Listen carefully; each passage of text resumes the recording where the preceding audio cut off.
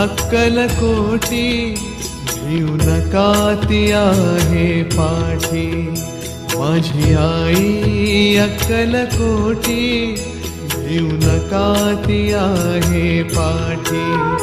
जीव भी भक्तांसाठी, जीव भी भक्तांसाठी तिचे नाम घेऊया ओठी। माझी आई अक्कलकोटी भिऊ नका ती आहे पाठी।